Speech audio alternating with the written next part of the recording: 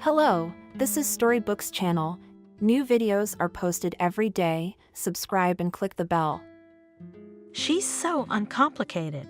Ethan smiled, and his smile was surprisingly gentle and dreamy. Who? John wondered. They were in a nightclub, but the loud music didn't stop them from talking. Separate rooms with excellent noise insulation were provided for solvent clients. The guys were not just solvent clients, but also regular and very generous with tips. Therefore, this small but very cozy office with panoramic windows and a mirror ceiling was, you could say, assigned to them. So who's the uncomplicated one? Ethan snapped out of his dreamy reverie and for some reason whispered, "Slaga, she is such a..." Listen, I honestly haven't met anyone like her. Her father owns a tire shop, a businessman, a hard worker, and the girl is not spoiled by life at all. I asked her where she likes to vacation. So she told me, you know what she said? You won't believe it. She says that at the cottage father says fishing, and they then from this fish caught, food cooked, fry it, and with boiled potatoes eat and soup still. Liar. John stared at me. You're a fool. She's playing a joke on you, and you believe it. What kind of girl would have fun like that, as if she's already retired? That's ridiculous. No, wait, I see what's going on. Where's their summer house? Did you ask? Maybe in Cyprus, maybe. No. It's just a little tree, 40 miles out of town, inherited from my grandparents. And that's where he and his daddy have their place of power. They go fishing, pick mushrooms, berries.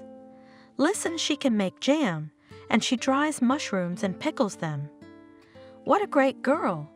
She says she starts her mornings with exercise and douses herself with cold water to avoid getting sick. No, but have you ever seen such girls? Not in the movies, but for real. Everybody else has a fitness center and a personal trainer and a healthy diet, and she's exercising in cold water. Aha! And fried fish and chips, plus jam. You're looking for exotic, aren't you? John asked me glumly. I don't even want to ask where you found it, but I'll advise you as a friend. Get rid of her before it's too late. You don't know these country girls, and they're clutching, she'll grab you and that's it. You won't realize how married you'll be, and then you won't get divorced. She'll grab everything she can reach, and you'll be left without pants. Oh, come on, don't make me sad. Ethan grinned. You haven't seen her, Clara. She's like a Cinderella, friendly, kind, and good at everything. Her eyes are like this, and all the time she seems to be surprised. I'll order her a coffee and a cake, and she'll have a happy look on her face. At the Moody's, take her hand in the dark, and she is already shining all over. And when I kissed her for the first time, I think she then even the whole night could not sleep. Knave, she's so cute and sweet, you could fall in love with her. Did you fall in love? No. Ethan wrinkled his nose and looked like a hedgehog about to sneeze, but then changed his mind. What kind of love? I've been with so many girls, I don't think I'm capable of falling in love anymore. You remember Thumbelina, don't you? I got bored beforehand. That's 100% me. And the girl? What about the girl? Well, beautiful but funny, but you'll meet another, even prettier, even funnier. If you fall in love with every girl, you won't have enough days in your life. John suddenly winked conspiratorially at his buddy. Listen, doesn't she have a girlfriend?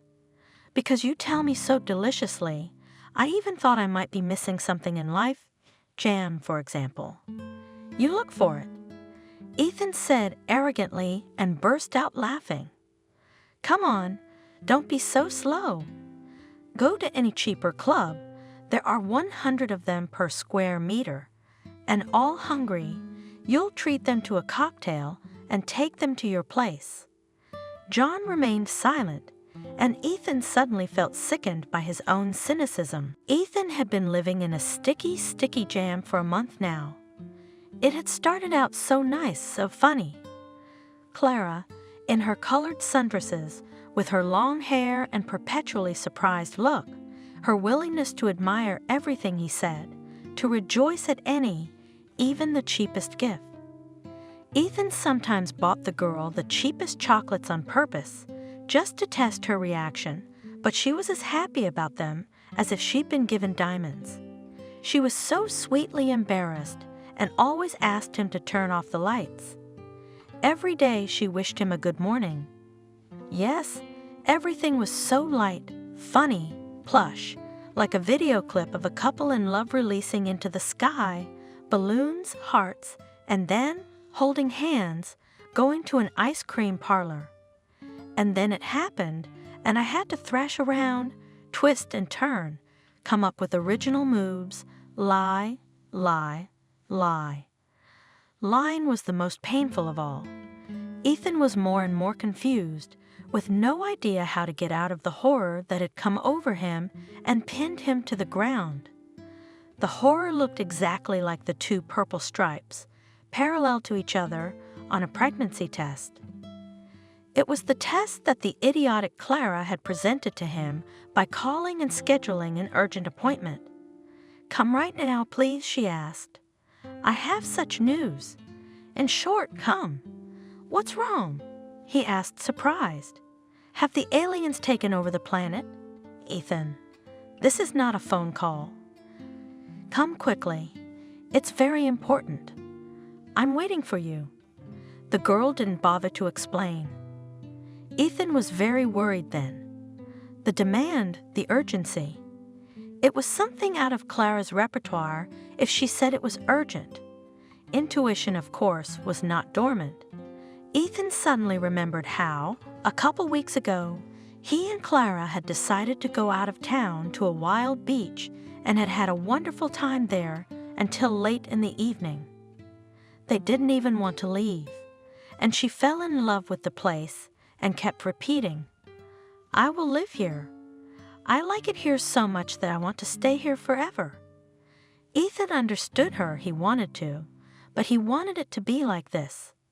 Warm but not hot weather, the water glistening, and for Clara to walk around in her bathing suit, and for them to be as old as they are today, 18 and 19.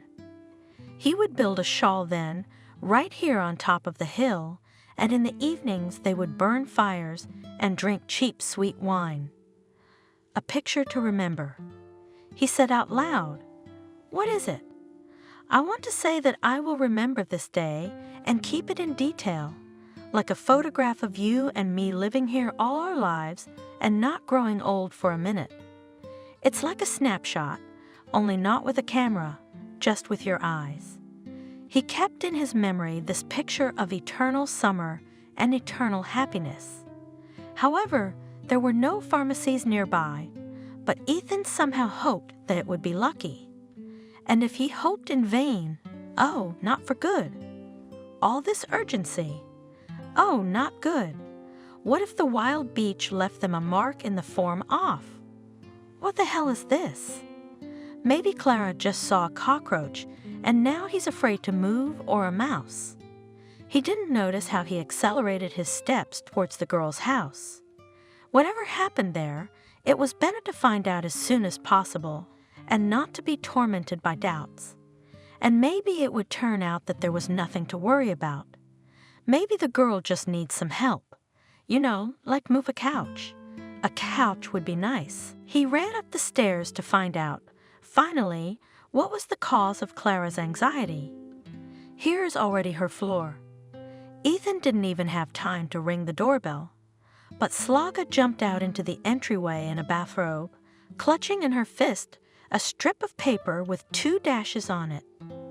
Ethan tried hard not to think about where the test had been before it was picked up. "Look, look!" The girl shrieked, smiling so contentedly that Ethan immediately wanted to run away. Of course, Clara, with her usual stupidity, didn't notice anything and kept shoving the object of her idiotic pride under his nose. Well, what to do now? I wonder what kind of reaction she expects. That he, too, would jump with delight, pick her up in his arms and start twirling her around? Or fall to his knees and start kissing her still flat belly like in the movies? Yeah, a bad movie. Ethan, what's wrong with you?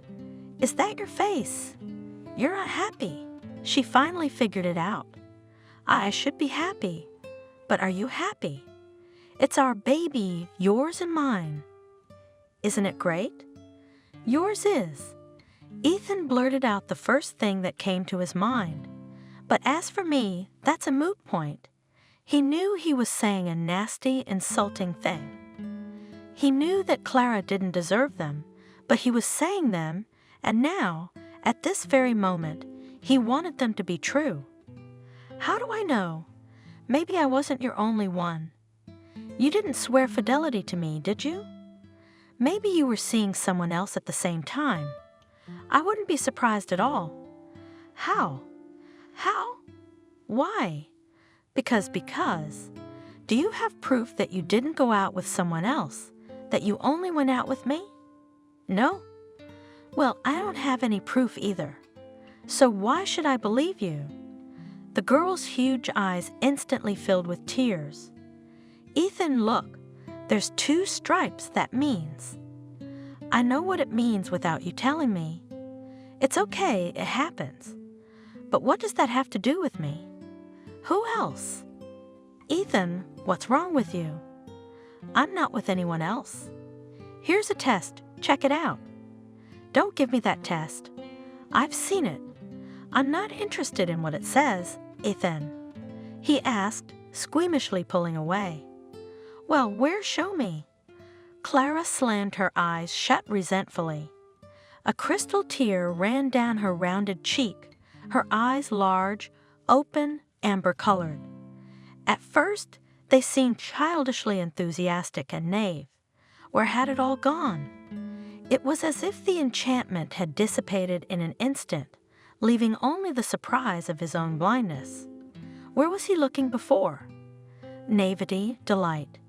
Now he realized it was not enthusiasm, but elementary stupidity. Too bad it was too late for him.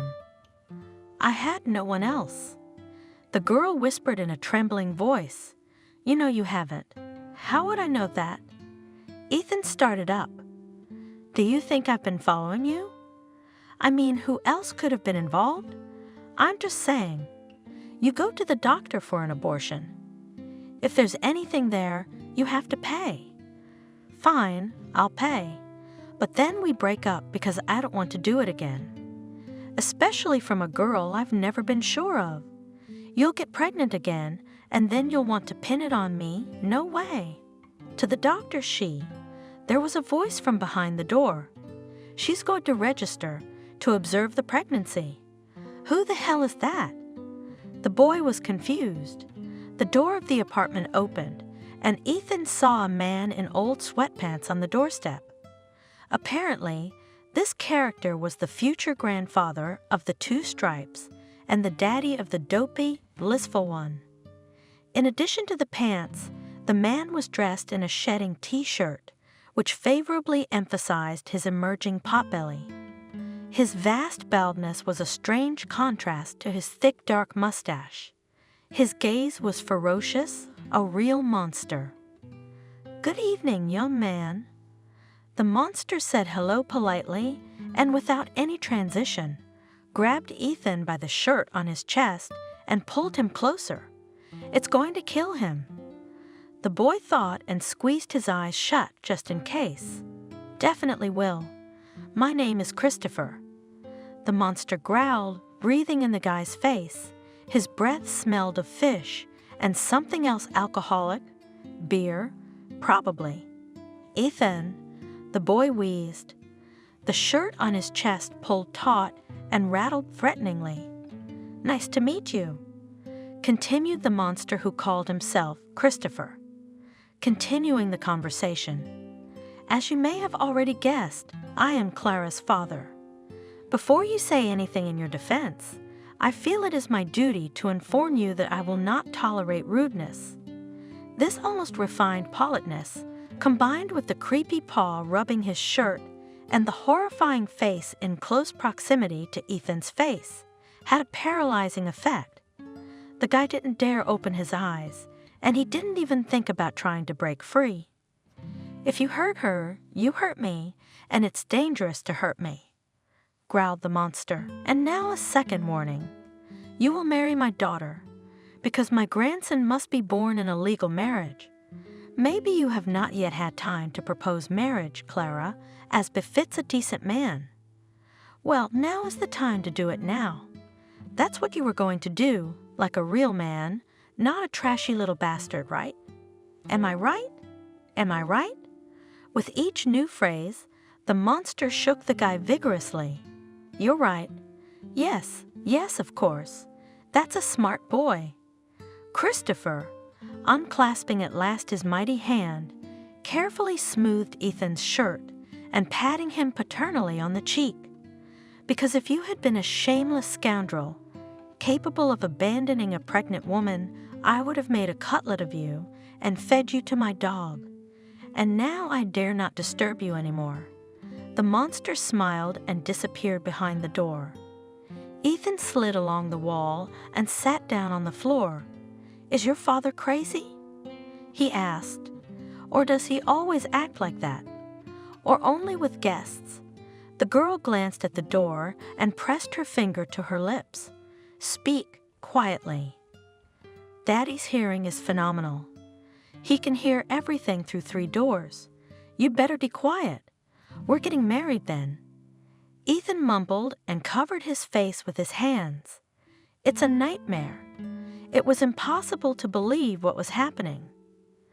The next day, Christopher personally drove the couple to the marriage ceremony and made sure that the applications were written in the proper form and accepted as they should be. At the same time, he kept glancing at Ethan as if he expected the groom to run away or act crazy. "Clara said you're not a poor guy. He said it after the applications were filed. Of course, it's good to have something to live on while my wife is at home with the baby. Well, how are you doing? What do you do for a living?" "Where? Nothing," mumbled the guy. "Work is bad now. They pay me a trifle everywhere." Christopher nodded. "That's true. But no one ever got rich on a paycheck like that. You should try to organize something yourself." "All right, it's solvable. But what do you live on?" "My parents give me a little. They've got." "Well, I see. I see. Don't go on." The future father-in-law waved away. "Well, Clara?" He looked at his daughter. "Congratulations. You found yourself a lazy man with an ego and a slacker. And this daughter," Christopher unceremoniously pointed his finger at Ethan. "This one, look closely, is your future husband. What do you think of that?" Well, the girl lowered her eyes. "Things are different now, aren't they?" "Right, Ethan. He's a family man now. I think he'll be able to work and provide for me and the baby." "You think so?" Dad grinned. "Well, think. It's my business, but if you want to know what I think, I'll tell you this. This Major doesn't like to work and doesn't know how to work. If he could do something, he wouldn't be on his parents' back. And if he didn't know how to do something, but he loved it, he'd be trying to learn something. But that was before, Daddy, and now. He doesn't love you either." Christopher went on. "And his father is, I apologize, like a pig, a snow-white swan." "Come on, Dad. Shut up. You asked for my opinion, so stay out of my way. And here's my advice to you, my daughter. Send him away. Right after the baby's born, he's no use to you and won't be. This way you'll have a child in marriage, and you'll get rid of the stone around your neck. Girl, you're beautiful, you're smart. You'll find yourself a nice guy with a head and a heart. And this one," He glanced contemptuously at Ethan. He'll never be a man again. He's all right on the face, handsome, but there's nothing good about him except his face. The face changes with time. Ethan gritted his teeth. He's in trouble. Now this car mechanic with 3 grades of education is going to sit there and insult him. Dad, don't, asked Clara, pointing her eyes at the groom. It's unpleasant for him. And in general, of course, you have a lot of life experience, but maybe you're wrong. But it's unlikely. Can I, said Ethan, who up to this moment had been gloomily silent, stop insulting me. I'm your daughter's fiancé and the father of your grandson. Who gave you the right to behave like this? Nobody yet. If you want to prove your worth, get a job. Think about a place to live. And by the way, start taking care of your fiancé. She's pregnant. She needs rest, proper nutrition, light emotions. The doctor said Clara needs fruit and vitamins. Go and think about it and get her that. For starters, the next day, Ethan was walking through the yard of his fiancé's house and could not answer himself the question, what was he doing here? A heavy bag of fruit and vitamins for Clara was weighing down his arm. Humanitarian aid for pregnant fools and very heavy. Christopher opened the door for him himself and held out his hand for the bag. Did you bring fruit? Good for you, come on. Clara is not at home now. I sent her to the cottage in the morning. Let her get some fresh air. She'll be back on Thursday. I'll tell her you came by. Ethan was not invited to come in, and he remained standing, staring dumbfoundedly at the cheap sodden door. Why am I here?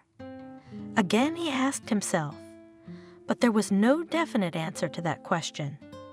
Most likely because not to come to leave Clara, no matter how stupid she was, would be to agree with the characterization that this disgusting type, her father, had given him. And also because he was scared. This really Christopher, a man without a tower, such a man will unscrew his head and then surrender to the authorities, but only unscrewed, it is no longer screwed back in place. Screw it all and skip town right now. And then what? Daddy has long ago and quite unambiguously made it clear to his children that either after receiving a certificate of higher education, they stay to work at his company, or they cannot count on the inheritance and at least some financial support. This means that to run away is like agreeing to a miserable existence, to be lost on the streets, and to fend for themselves. Ethan shakes his head, as if he hoped to shake her out of her fears and any other unnecessary thoughts. I had to think of some way out of this, and as soon as possible. But, as it turned out, no reasonable ideas appeared, and it was clear that he could not do without his sister's advice. Clara stood at the window, watching Ethan nervously pacing the sidewalk in front of the house, probably thinking about something, and certainly nervous. He sent you some fruit. My father shouted from the room. I left it on the table in the kitchen. And why did you deceive him that I'm at the cottage? Asked the girl. I heard. Christopher stood on the threshold of the room, leaned his shoulder against the jamb, and looked intently, very seriously at his daughter. I wanted to buy you some time, he said, for you to think calmly whether you want him or not. You see what he's like. He's neither fish nor flesh. A slug. Then why did you ask him to marry you? I pressured him, of course. I couldn't listen to him go on and on about you. But tell me something. Do you really want to marry him, that lazy bum? A child without a husband isn't very nice, but if you look at it another way, maybe it's better to have no husband than that dry fruit of yours. I love him, I confessed. You love him, of course. It's understandable. While you were dating, hugging, kissing, all was well with you. But it's the same for everyone, until there are no responsibilities, no children. He's a handsome guy, looking in love, holding your hand, talking nicely. Love, carrots, all those beautiful things. And how did things get complicated? So where did it go, his love? I heard everything. He didn't tell you, Clara. Even though we didn't plan it, we'll get through it and I'll be with you, no matter what you decide, did he? He didn't, did he? No. He started talking about how the baby might not be his and other nasty stuff that made me want to throw up. And I'm not squeamish. I was. So let me ask you a different question. Will you have something to love him for when the passion passes? And it will pass. Can you believe me? There will remain the character of a man, his deeds, for what you can respect. You can despise, you can love, and you can hate. Will there be something to love him for then? Clara lowered her head and bit her lip. Daddy, she said after a short silence. I don't know now. Ethan was the prince from the TV series. Tall, slender, dark-eyed in his movements, the lightness of a predator and the fluidity of water flowing from one position to another as naturally, easily, beautifully as if a river were flowing. And his speech was like a river, as smooth, unhurried, and sometimes like a noisy stream. Clara thought he must smell of water. Fresh, clean, fresh from the spring, but it was the opposite.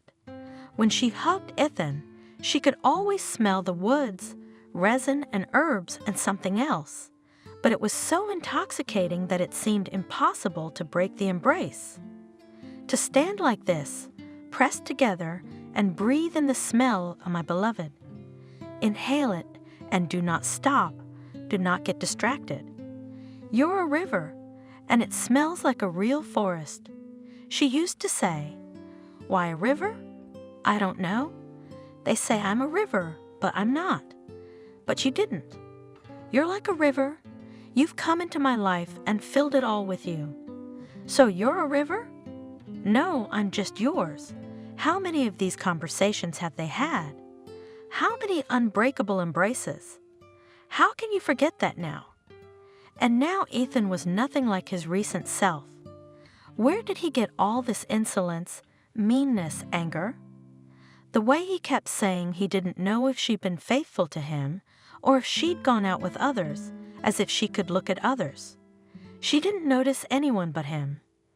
Clara still loved him, but realized more and more clearly she loved her memories of Ethan and the real him she didn't know at all. She doesn't want to know. I don't want to be a daddy. I don't want to be a daddy. Ethan kept repeating himself. With each word, he banged his head against the soft back of the chair. Nancy was quietly looking at her fresh manicure and didn't seem to notice what was happening. She was silently worrying about when her brother would finally calm down enough to talk to her. Ethan groaned for a few more minutes, then lifted his head. "Why don't you say something?" he asked in a perfectly normal voice. "Don't you see your brother's life is a disaster? You could have said something, consoled him, given him some advice." Nancy shrugged her shoulders. "Ethan, you're a fool." Aphoristically, she said. "It's pretty clear," he said. "What do we do now? That gastropub has a crazy daddy. He'll kill me, and he won't regret it. You. Is that how you talk about the girl you love?" "I never loved her." Ethan moaned. "She's cute, she's pretty, and I got carried away for a while." "But what kind of love? You have to pay for pleasure." Nancy said admonishingly. "As for everything else, however, for stupidity, for ignorance, for beauty and talent. But pleasure usually costs more than anything else." "Thank you for the informative lecture." The brother bowed. "But what should I do, huh? So I don't have to go back to it." The sister began slowly, looking up at the ceiling. "I warned you that your games in bad neighborhoods to the suburbs and affairs in bedroom communities will not lead to good. But since you didn't listen to me, and you, She pointed her finger at her brother. "You didn't. Now we need to find out what options we have to solve the problem. The first option is to offer the girl money for an abortion and make sure she gets proper care and maintenance.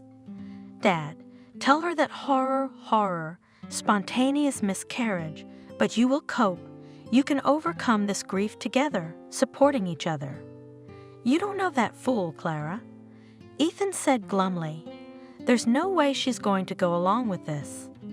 People like her have only one goal in this life, to have a bunch of children like a pig and sit among them contentedly while a man works for her and all this litter.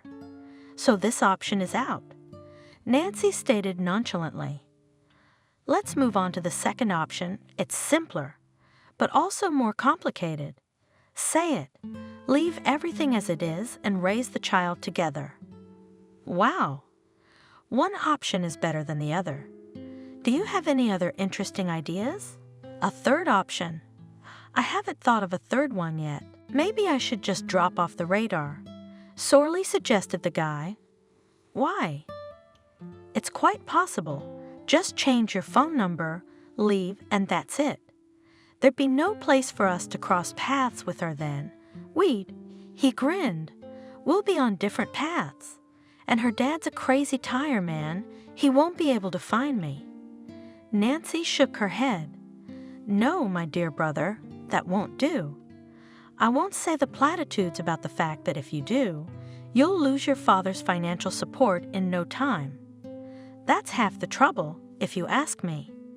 Money can be earned. The trouble is, you're incapable of taking care of yourself.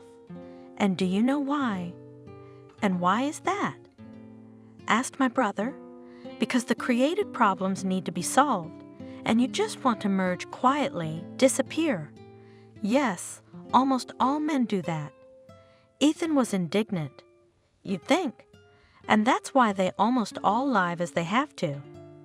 The girl said, "They work for miserable wages, live in shanty towns, and in the evenings drink the cheap liquor they're sold under the guise of beer.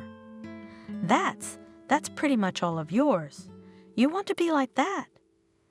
"What's that got to do with it?" "It's got everything to do with it." Nancy sighed. "That it's not those who run away from problems who live well, but those who aren't afraid to face them. Those who solve them. You have a problem, and you want to run away from it. In that case, how long after you get your inheritance will you be on the street? If, of course, you get it at all, and not crawl back under your parents' wing after you've been fired for stupidity from your supermarket cashier position." "Inheritance," Ethan grumbled. "What's there to talk about now? Dad's health is good." "That's fine. It seems to be as far away from the inheritance as the moon. But it'll come sooner or later. And frankly, I wouldn't want you to give up your share and then settle down to support me," said the sister. There was so much cold certainty in her tone that Ethan felt uneasy. Nancy was, unlike her brother, the pride of the family, a strategist's mindset, independence, the ability to make quick decisions and put them into action, and a persistence so persistent that God forbid she should dream of it. A robot, not a woman. Ethan joked, but deep down he admired his sister. That's why he ran to her for advice whenever he had the slightest difficulty. Usually she managed, thinking quickly, assessing the situation correctly, and giving excellent advice. But today, it seemed that even Nancy could not give him any advice, but she spurred his own imagination. "You're a good girl, sister," he said and clapped his hands together. "I think I've figured out what to do." The beer was disgustingly diluted. Ethan forced himself to swallow what was already in his mouth, but he set the mug aside. The bulky man sitting across from him was also his future father-in-law. He looked at the guy with bewilderment. "Do not like it?" he asked. "You'll have to excuse me, Christopher," replied Ethan. "You know, I'm not very good with beer." But I couldn't explain to this fat an aging man that beer was at least something you could try at Oktoberfest before it became too popular. Well, or at least in the Czech Republic. And what you can buy for pennies at the supermarket is not beer. It's rat poison. Suit yourself. He smiled. But I like to drink beer in the evening at work. You know, you get tired, so here it is. He lifted the bottle. Relaxes me, relieves stress, and puts me in a positive frame of mind. Ethan nodded politely. That's what my father says. Christopher immediately seized on the mention. He's a good man, your father, a hard worker. By the way, it's about time we got to know each other. What do you think? Because look, you and Clara are about to get married. You'll soon become parents, and we haven't even seen the matchmakers yet. It's not right. Yes? Ethan mumbled uncertainly. But, you know, we have such a family, such a... Well, family is family. The man interrupted him. Whatever they are, they're our own. You just bring them to us, and we'll make friends. Ethan was silent. You're in trouble, you idiot. You're in trouble. He should have listened to his sister, because she'd always told him to socialize with people in his own circle. And she was right on the money, you bastard. Well, what? The son of an entrepreneur. For a minute, a man with 2 higher education, who for fun is studying a 5th foreign language, may have in common with the daughter of the owner some lousy tire shop. He's just a common bastard anyway, and his daughter is the same, even if she is beautiful. Fool! Ethan berated himself for the umpteenth time this evening. If you want a taste of tart exoticism, you can have it. You know he lied, following a momentary burst of inspiration. I don't want you to meet my parents because I'm embarrassed, because they're, well, how should I put it, unusual people. Do they drink? Christopher raised his eyebrows. So, yeah, sure, it's a scary thing. But you can talk to them. If they want to quit, so I will organize treatment. I have a brother in New York just from addiction. He's a great doctor. He's got a whole clinic. Sure, yeah, I'll have to talk to them about it. Maybe they'll agree. That would be very good. It'll be fine, Ethan, as long as they want to live sober. The boy's got his head down. I'd like to postpone your acquaintance after all, especially since Clara's pregnant. Why should she go to all this trouble? She doesn't. But will they even come to the wedding?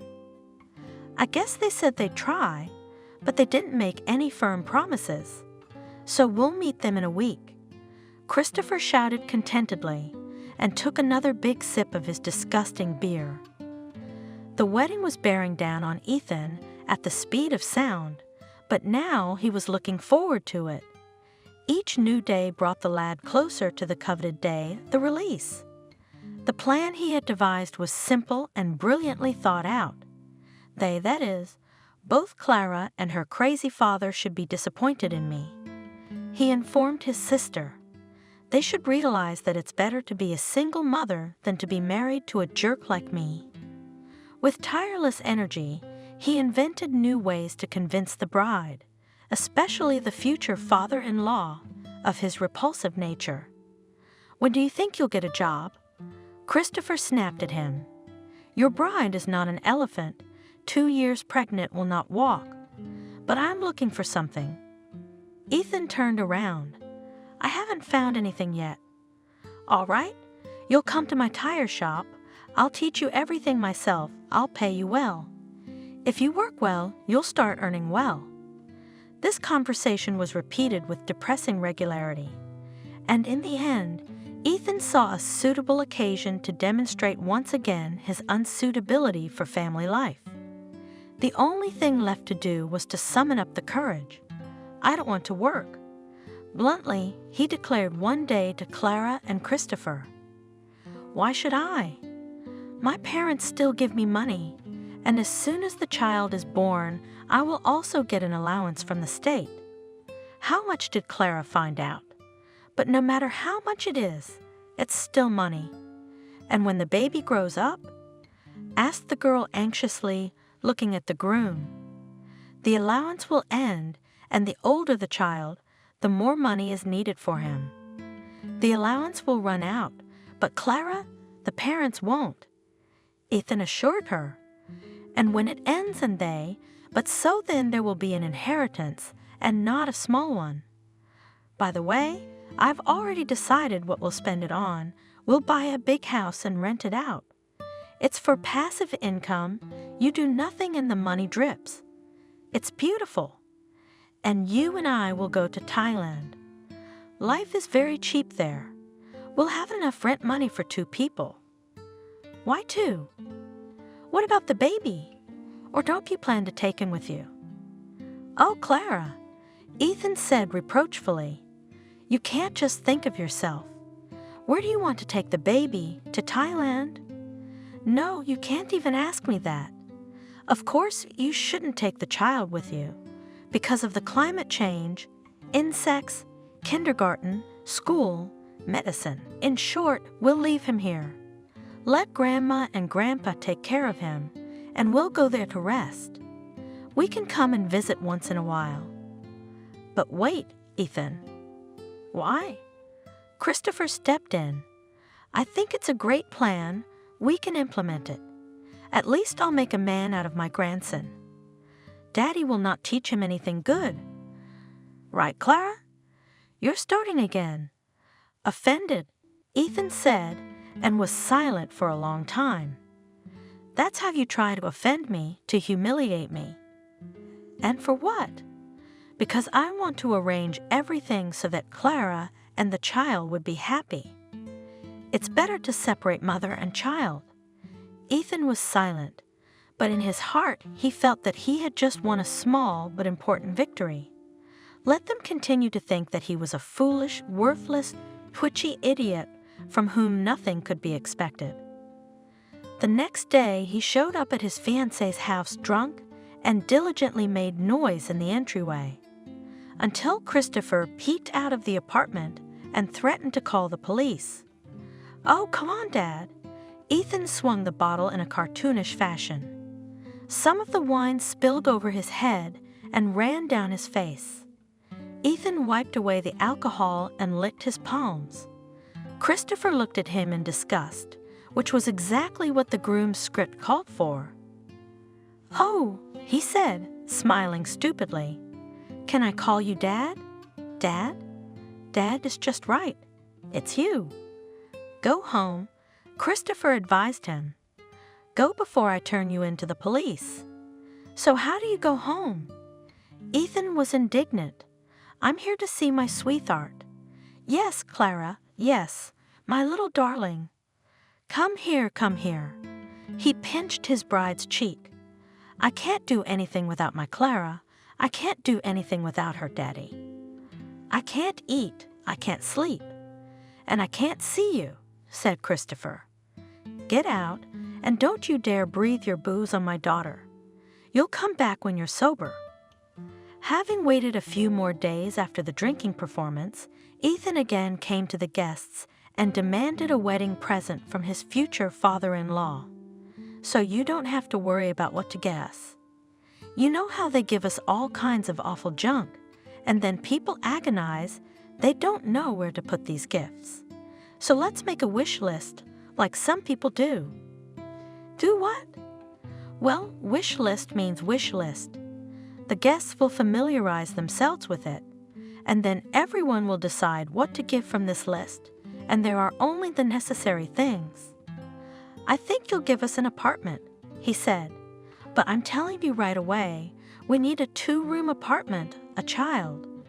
And what will your parents give? Christopher grinned. Maybe a summer house? You put it on your wish list. The child will need fresh air and vitamins. By the way, I've already looked at a nice cottage near the city. All communications are already pulled up, sewerage, water, electricity. There is near a pine forest, very clean air, and there is a garden, so we won't have to grow apples ourselves. Daddy? Clara laughed, but Ethan stopped her with a gesture. My parents will support us," he said habitually, adding a note of resentment to his voice. "Isn't that enough for you?" Christopher sighed and shook his head. "Unfortunately, yes. If they had raised you to be a man, I'd be much more grateful, honestly." "Clara," he turned to his daughter, "why do you need such a husband? Maybe you'll change your mind while there's still time." "Daddy," the girl was confused. "You wanted to have a child in marriage, didn't you?" "I did." Dad didn't disagree. "But look at him, that father. Then such a father, maybe it's better." "Clara," Ethan raised his head in offense. "Do you see what's going on here? Your father wants to separate us. Are you just going to keep quiet? Let the child grow up without a father? Because you see, Christopher, you don't like me, do you?" Clara smiled and waved her hands. "Honestly, Ethan, it seems to me that you yourself want us to break up. I just don't understand why you won't say it openly. Because your crazy dad would cut me to ribbons." Ethan thought, but he only said one thing out loud. "Don't be silly, the wedding's in a week." His sister was skeptical of Ethan's plan. It was her nature to be skeptical, she said, and she was probably right. But Ethan still believed in his own strength. Just a little more to go, just another week. They're already at their limit, barely hanging on. Just a little more patience, and the wedding day's in a week. My sister reminded me. Exactly. Ethan exclaimed happily. Exactly. That's just about the day of the wedding. And that's when I'm going to have my main gig, after which, oh, Nancy, I'm going to have such a party to celebrate my release. We'll go to the Canaries. We'll get some people together, rent a beach and party from morning till night till the ambulances come for us. Sister only gave me a sharp shoulder. "Let's see if your idea doesn't fail," she snorted. "Don't say gop until you've jumped over it." "I've already jumped over, my dear sister." "I have." Ethan laughed and hugged Nancy tightly. Clara was pensively going through the countless ruffles on her wedding dress, the dress itself hanging on its hinges on the closet door. Christopher looked into his daughter's room and sat down beside her. "It's beautiful," he said, looking at the wedding dress.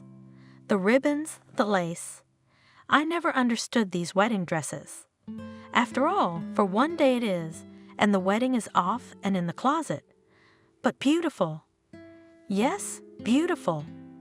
Clara let go of the caressing fabric from her fingers and turned to her father. "This is not what I dreamed of, Dad. Not at all. And now I'm looking at this dress and thinking, who am I going to wear it for? Ethan?" The man felt that now the girl was ready to tell him something important, special, and kept silent, afraid to scare her mood. "You know, when I met Ethan," she said slowly, "I felt like I'd met some kind of fairy prince, and not just because he was handsome. He took such good care of me, drove me to school, picked me up after class, fed me at restaurants. Then we went out, went to the movies." "Every day?" Dad asked. "Every day. And it seemed to me that it was like going to the movies. And nothing about it made you suspicious." "I did. It was only a couple of weeks later that I suddenly thought, doesn't he have any business of his own? I mean, we were together all the time. From morning till night. It's like he's got no school, no job, nothing. Nothing but fun. I asked him, and he looked at me so strangely and said, 'I can afford to rest.' But here he is all resting and resting." Father snorted. "And does not get bored." "Yes, and when I found out I was pregnant, I thought that now everything would change for sure. Ethan will realize that now he can't go out like he used to, thinking only about pleasures. That a family, a child will be here soon, and that's a responsibility. You have to think about the future. But the further I go, the more I realize that he's not going to think about anything. You see, the way he acts, It's like he's getting cocky on purpose. Christopher didn't know what to say. And what can you say? Clara saw and said it all herself. You can still replay everything, he said softly. Just tell that bum there's no wedding. It's my fault, too. When I found out about it, I was furious. I thought I'd do anything, and the child would be born in marriage, and then the grass would grow back. But you know how they treated it in my time. It was considered a disgrace. That's what I thought out of habit, and then I looked around and everything had changed. What's the point? Now many women give birth to children, but they're in no hurry to get married. What can you do if you're not lucky enough to have a father? We'll raise the kid, work, bring him up. You'll meet a good guy. And this one, what's he worth to you? He's a fool. If only I'd realized who he was before. Sadly, smiled Clara. And now I feel like I have to go all the way. And I keep thinking, well, at least he said that there will be no wedding, even if he refused to marry. Why wait for him to say that? My father was surprised. Can you do it yourself or not? But do you want to? I'll tell him, and I'll throw him down the stairs with my great pleasure, eh? The wedding is the day after tomorrow, Dad, reminded my daughter. Everything is ready, money spent, invitations, restaurant. How can I cancel it all? How then to look people in the eyes? Give it up. Christopher laughed. Who cares? Changed her mind and that's it. If you don't like it, the door's over there. No, you can't do that. Can you marry a jerk? I made a mistake. What can I do? So I'll have to go all the way, said the daughter. And the father realized that no matter how much he wanted to, he couldn't change her mind. She feels sorry for her. She doesn't want to marry that Ethan of hers. She's embarrassed in front of others, but in front of herself, in front of her child. Ethan was getting ready for the wedding. He'd been shopping all day, but he hadn't found anything suitable. What kind of discrimination is this? Why aren't there stores for people who like tattered clothes? What do fashion designers care about? Are they creating some kind of fashion collection? One uglier, one uglier. And where, you may ask, are the fashion collections for the homeless, where in the end, you can get at least a homeless man's masquerade costume? Shopping had worn him out. Ethan was about to fall into despair, but then a brilliant idea struck him. Why look for special clothes? You could just make your own. A pity, of course, but what not to sacrifice for a great cause? All it takes is a little dirt. That's it. Ethan flew home on wings. Once home, he got down to business with all the imagination he could muster. First, he wet the soles of his sneakers with water and carefully walked in them over his sweater and jeans, which he spread out on the floor. The prints were quite convincing, but they weren't the only thing he could do. He found some pistachio ice cream in the fridge and smeared it on his jeans and sweater. Then Ethan poured some instant coffee into a jar and poured it on his sweater. His jeans got a few ketchup stains and a couple of greasy butter stains. Only the finishing touches remained. Ethan, armed with a pair of scissors, carefully cut the sweater along the seam and ripped off the sleeve. Then he stretched the sweater in all directions to add bagginess and was satisfied with his creation. The elegant summer sweater was now unrecognizable. The jeans were a different story. Despite the ketchup, ice cream, and butter, the stupid pants still didn't look bad enough. Ethan stomped around in his sneakers just in case, cut off the back pocket, leaving it dangling on a couple of verses, and in addition, poured a glass of water on one pant leg and poured instant coffee right on the wet spot, then began laboriously rubbing the rich coffee powder right into the fabric. It would be more expressive that way. It really did fix things. Now the pants looked just right. They looked like they'd been pulled out of a dumpster. Ethan marveled aloud, taking another critical look at his clothes. His wedding outfit was ready. Clara sat in the kitchen, melancholy, stirring the sugar in her cup. The wedding dress hung in its former place. The girl had glanced at it without interest in the morning and passed it by. "You're not dressed yet," surprised Christopher.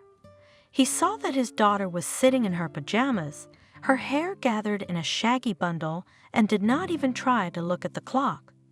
He himself had already managed to wake up, eat breakfast, and take a shower.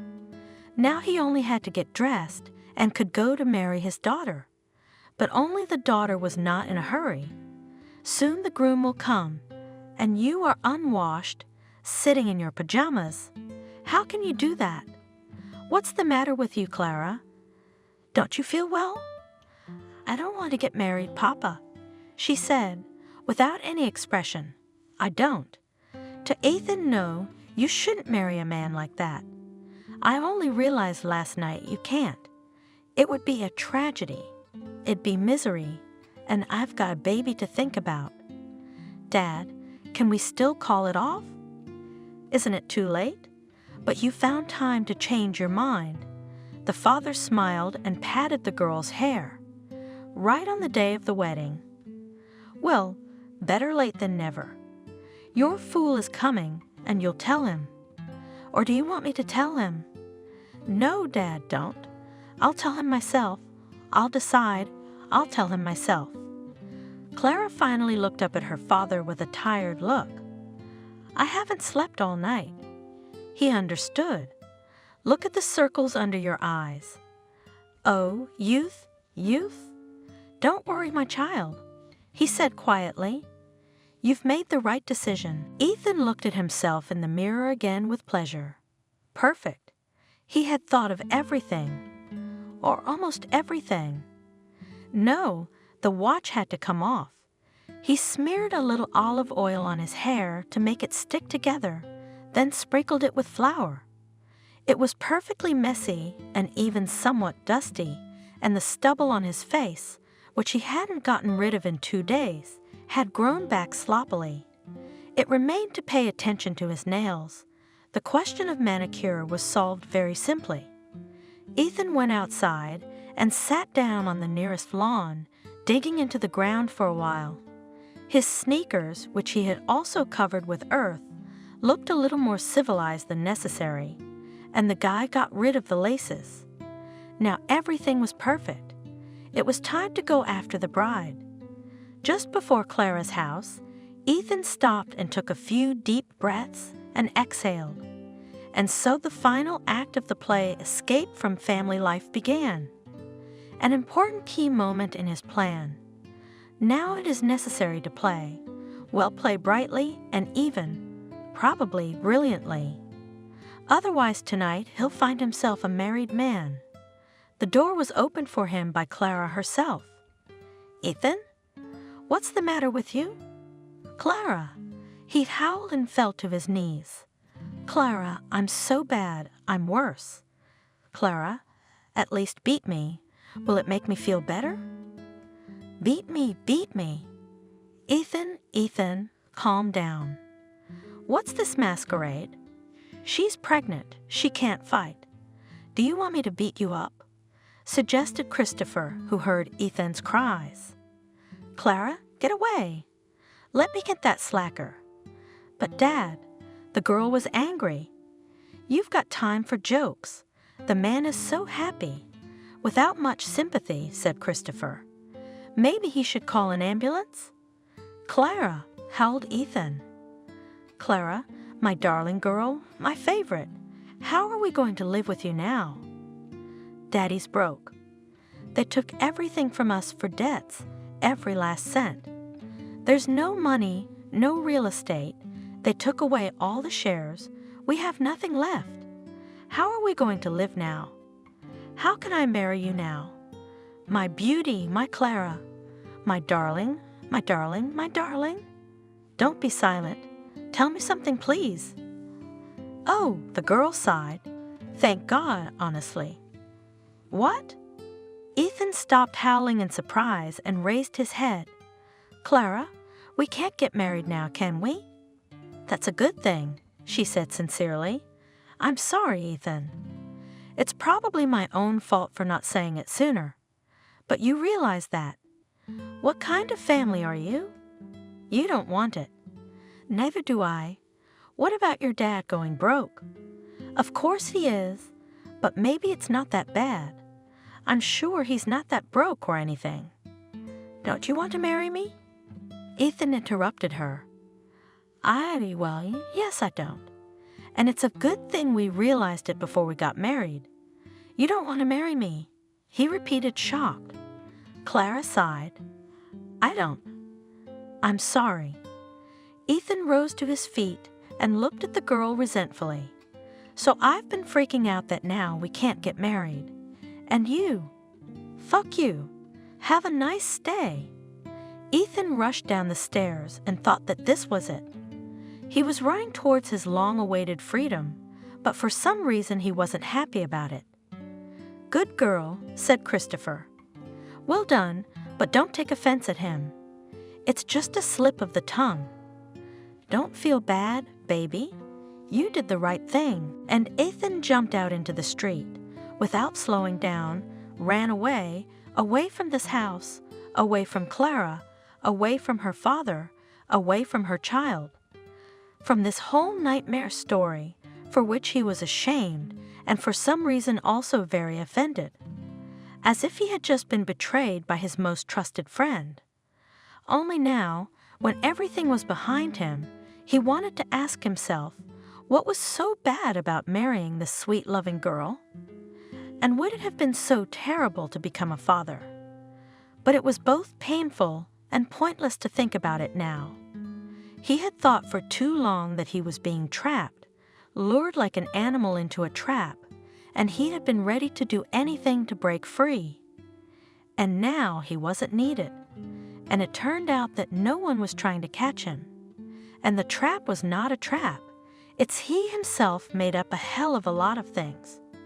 But what about it now? What's the point? He ran along the asphalt path, and it seemed that this run could go on, if not forever, then for many, many millennia. Ethan never tired and never wanted to stop, ever.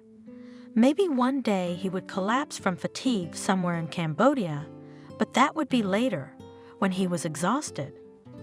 Only then, and not before. But this time life decided everything for him. A persistent phone call made him stop. What?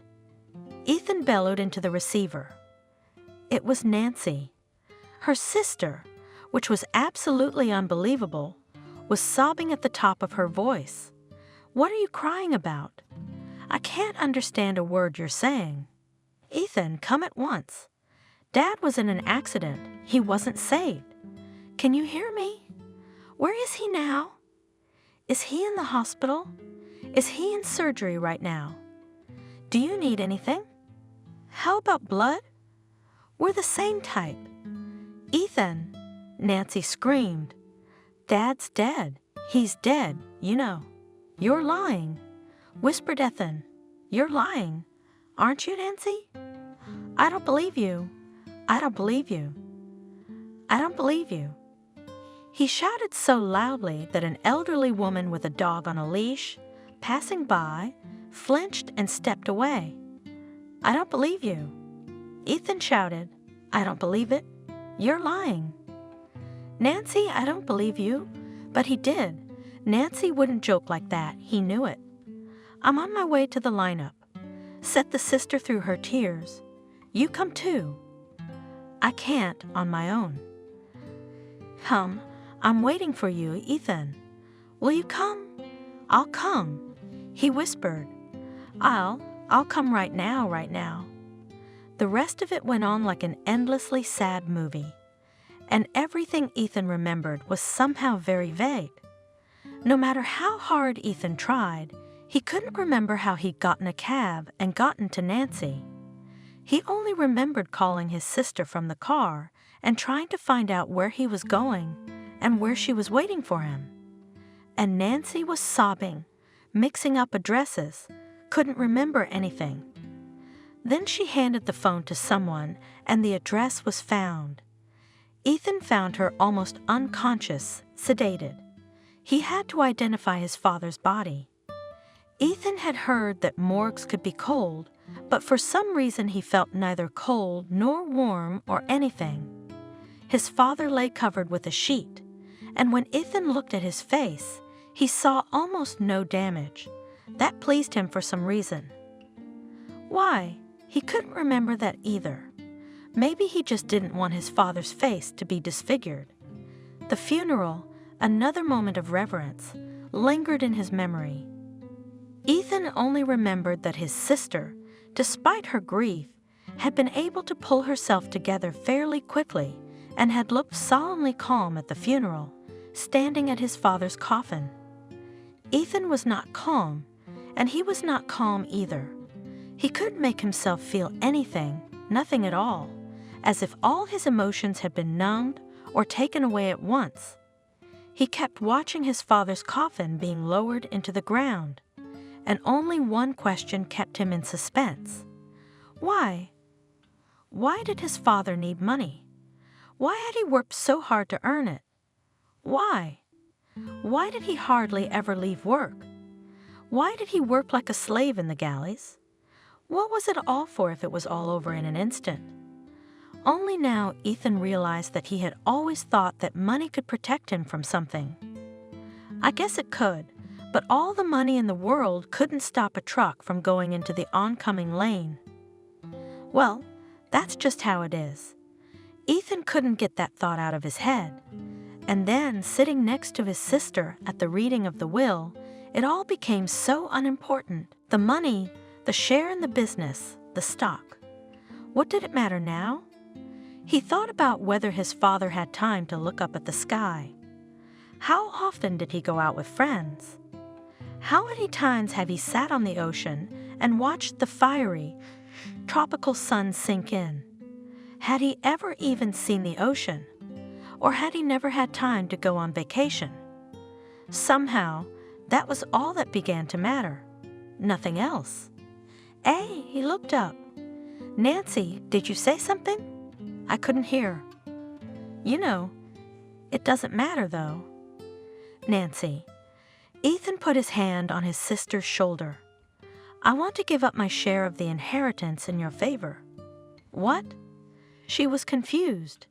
What are you saying? Dad made a will for both of us, and you're saying you want to give up everything. Why? Of the two of us. He smiled. You're the one who's always smarter, more responsible.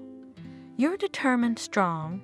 You won't let the cause to which our father devoted his whole life go to the wind. And that's why I want you to have it all. It's only fair and just. You should give it to someone who can hold it together and grow it. Not a schmuck like me. I'd really spend it all in a year and end up with nothing. That'd be okay, but I feel sorry for my dad. He put his whole life into this. There's just one thing I'd like to ask you. It's about Clara. I'm not gonna say anything in front of strangers right now. I'll text you, okay? Nancy covered her eyes for a second, then wiped away a tear with her handkerchief. What about you? She asked quietly. What are you going to do? Ethan? He shrugged. Me, I'll watch the sky, the sunsets. I'm leaving, sis. There's nothing more for me to do in this town. He squeezed the girl's shoulder lightly and walked out into the street. The whole world was waiting for him now.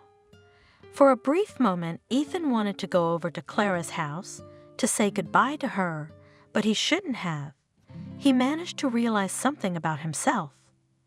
His father lived for work, and he, Ethan, could stay here and live for the child, but he shouldn't do that. There was nothing he could do. Everything in their family, the truest of naturals, fans. Dad and Nancy are work fans, and Ethan, he's a fan of freedom. And that's probably better than being a fan of parenting. It's bound to break the kid. No, better to watch the sunset. He went to the ticket counter and asked for a one-way ticket. "Where to?" they asked him. "Anywhere." "Wait for me, though. Anywhere to the ocean, and preferably south." Ethan stepped off the airplane straight into paradise. At least this place looked a lot like it. Tall palm trees waved in the wind, their huge leaves wreathed in opahalas. A wonderful fragrance of flowers wafted in the air. In the distance, but still close, the ocean offered its waters to the sun. The speech of the passers-by was more like the chirping of birds in the morning spring. "No luggage, sir?" Someone addressed him in passable English. "I don't need it." Ethan smiled. The joy, the fullness of life, made him want to sing. Never before in his life had he felt so free. He had a little money, enough to eat twice at any of the local cafes. And beyond that, he was too lazy to think about it. Tomorrow seemed so far away. There would be a day, there would be food. He went forward, not choosing the road. All paths here would sooner or later lead to the ocean. Nancy had no difficulty in finding Clara's address. She had arrived there in the morning to be sure to find her brother's ex-fiancé at home. She looked at her guest with a noticeably rounded belly, a little plump and surprised. "So it is you, Ethan's sister?" she asked at last. "How odd that you don't look like him at all." "Unfortunately, you're right, Clara." Nancy smiled. "Not in appearance, not in character, not in content. But that's not why I came here. I know my brother well, Clara, and I know that Ethan is, well, to put it mildly, not the most responsible person in the world. That's just the way he is, despite his many virtues. But I'm not a stranger to his child, and I'm his own aunt. And if you don't mind—" "Oh, so you want to see the baby?" She was delighted. "Well, of course, whenever you want. What are we talking about?" "I would like not only to see, but also to take care of my nephew." Nancy corrected the girl. "To take over, so to speak, fatherly duties." "Oh, come on, really. No, please, listen to me, because it concerns the baby and his future.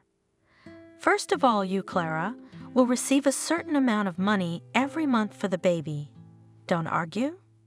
Ethan, and you may not know this, has renounced his part of the inheritance in my favor. So I've decided that I'm going to dispose of it this way, with part of the money going to child support and the rest for your baby to inherit afterward. Well, in short, when his time comes to receive the inheritance, and until then I will try to see to it that the share of my nephew did not depreciate, but on the contrary, became more. I hope you won't object and argue with me. No. It is obvious to me, for example, that this is the right and just decision. You won't challenge it, will you?" "No, I know you wouldn't." "Nancy, I just wasn't ready. I understand everything you could tell me, that you're not in need, that your father will help you. But I still think it's justice. Don't deny me the chance to right my brother's wrong. I beg you very much. 8 months in the tropics will get to anyone." Ethan knew that now. Personal experience is nothing to be trifled with. Don't confuse tourism with emigration. Tourists fly in for a week's vacation, decide they're in paradise. Here, the sun is always shining and the ocean breaks its waves on the shore, and over the shore carried snow-white seagulls. For some reason, he realized now that it was time to go home. He had a sudden urge to see his sister, to see how she was doing, and to visit Clara. The baby must have been born by now, though Ethan had stopped counting the months long ago. He just lived, not caring about the numbers on the calendar or the days of the week. Sometimes hired for a paltry wage to load bananas for export. Sometimes for a bowl of food, he agreed to wash dishes in local eateries. Sometimes begging. Once even had an affair with a pretty mulatto. But alas, the passion quickly faded because they could not explain themselves to each other.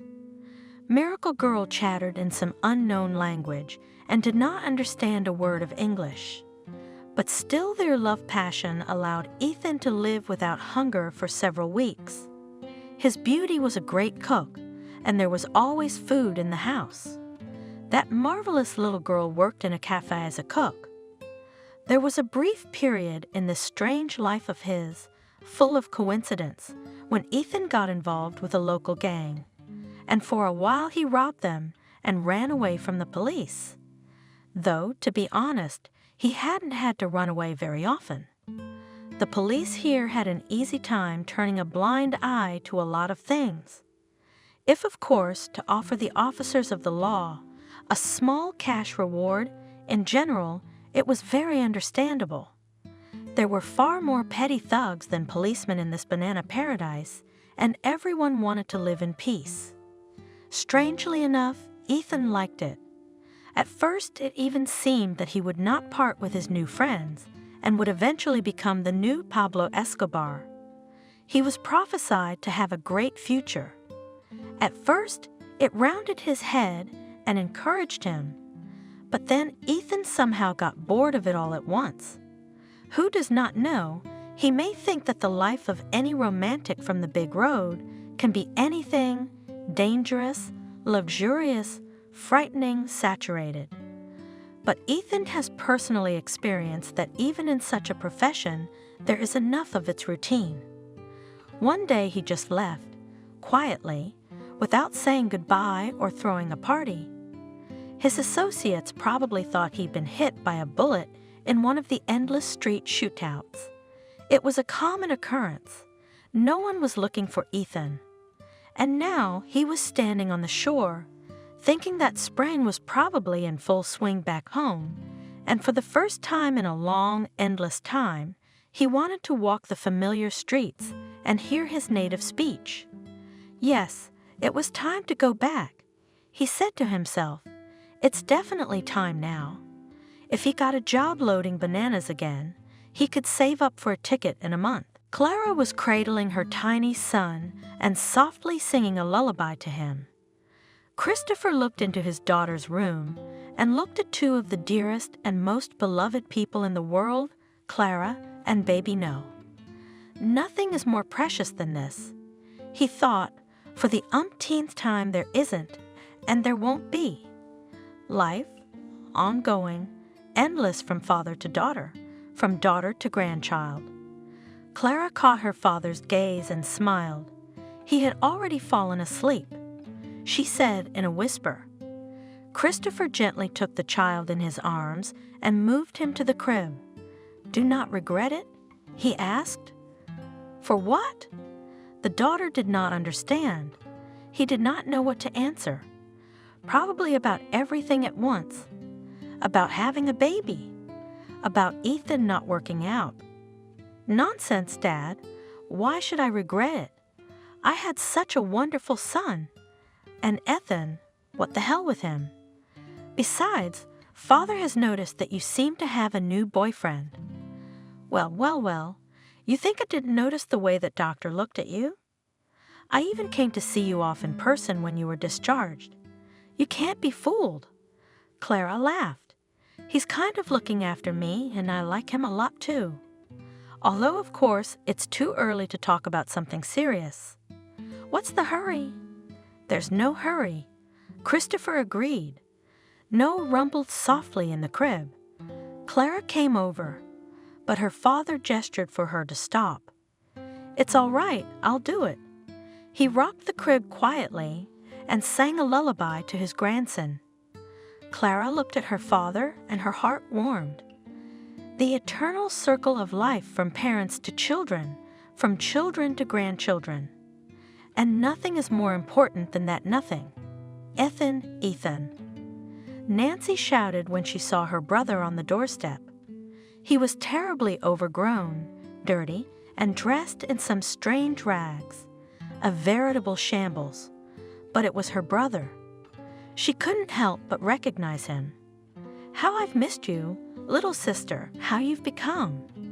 Nancy had clearly crossed the threshold between angular girl and young beautiful woman in a matter of months. She had put on a little weight, but it suited her remarkably well. Her cheeks, shoulders, and breasts had plumped up. Her movements had become fluid, and she had dyed her hair a couple of shades darker, just enough to accentuate her fair skin and emphasize her eyes. "How beautiful you've become," Ethan said sincerely. "And you?" "I've been going places no decent person should go. I'll tell you about it someday, or even write a book." Later, his sister interrupted him. "Tell me the most important thing. Did you come back for good? I mean back to a normal human life. You see, I need someone I can trust." "No, Nancy, I'm sorry." He even put his hands out in front of him, like he wanted to protect himself from his sister's words. "I can't. I wanted to see you. Just to be home.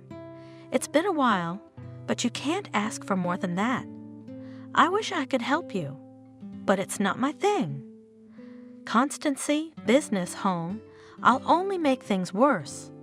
I'll run away at the worst possible moment." "Then what?" "But maybe you could at least think about it." Nancy suggested it.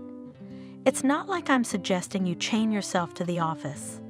We could find you something remotely, even something as simple as that, for starters. And then before you know it, you'll be up to your neck in business." He stopped his sister gently. "It's not for everyone. Sis, people like you like it, but it doesn't suit me at all. No offense to me, but suit yourself." Nancy lowered her head with a sigh. "I'm sorry, of course, but I suppose it's true. Everyone should do his own thing, what his soul is drawn to. You've grown up, sister." Ethan grinned. "So have you." She answered him in the same tone. "You haven't changed either.